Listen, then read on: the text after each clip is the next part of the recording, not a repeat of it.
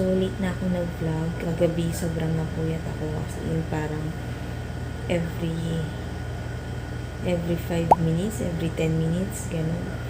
Nagigising si si Grayson, kapag umiiyak siya, pinapadede ko agad kasi hindi ako naka-formula feeding, breastfeeding ako kasi natatakot ako na baka ma-aspirate ko siya kasi di ba may cleft palate and lip siya. So, natatakot ako ma-aspirate ko siya kaya bin-breastfeed ko siya yun. Then, kahapon pala, tiningnan na siya nung ENT doctor. So, na-explain niya sa akin yung mga dapat gawin, mga ganun, na yung i-enjoy lang daw siya kasi pag naabot daw niya yung 9 months or as early as 6 months, pwede na siyang operahan. Yun ang sabi niya. Pwede na siyang i-repair. Ayun. Tapos, update naman ngayon, tinanggal na yung aking catheter kaninang umaga. Kaninang tanghali naman, tinanggal na rin yung aking dextrose IV line.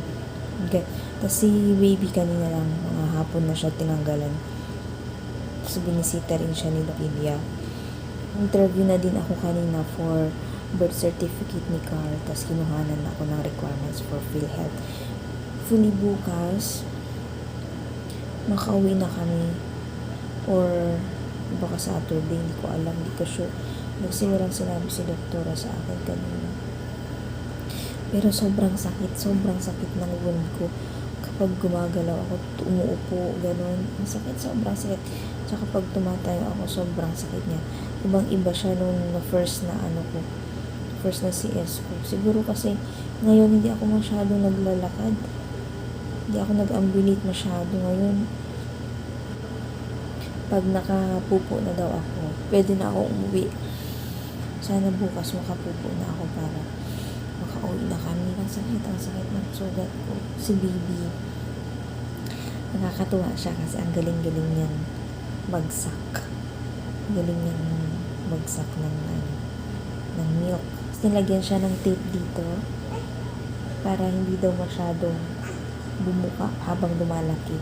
Tsaka para yung palit niya na nakalabas, mai-push siya sa loob. Ayan, gising na naman siya. Patulogin ko na naman yun. Tapos yun na naman yung dadede pag ganyan. Hi guys! Ayan, so mag-update na ako. Day 3 na namin ngayon dito sa hospital. And hopefully bukas makauwi na kami. So, wala namang ibang mga ganap today except na nakuhanan ng NBS si baby kanina.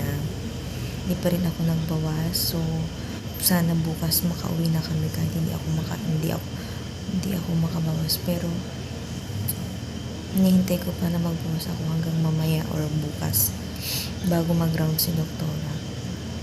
Ayun. And then, nag-dressing din kami kanina. Nag-change ng dressing si doktora.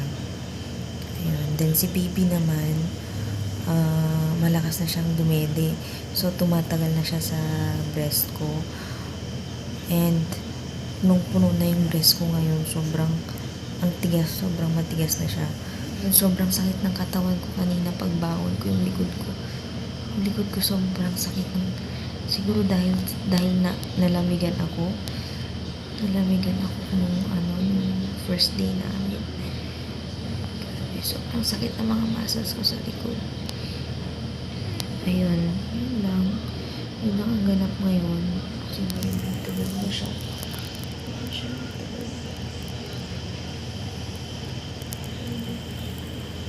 Nilagyan ko ng tape yung dito niya. Dito. Para sabi ni doktora, para hindi daw masyadong bumuka yung cleft lip niya. Ayun. Parang dami ko na namang mga warts.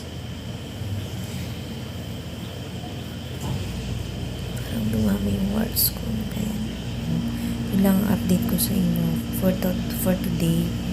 Yun lang din ang mga ganap. So, bukas update ko ako kayo ulit.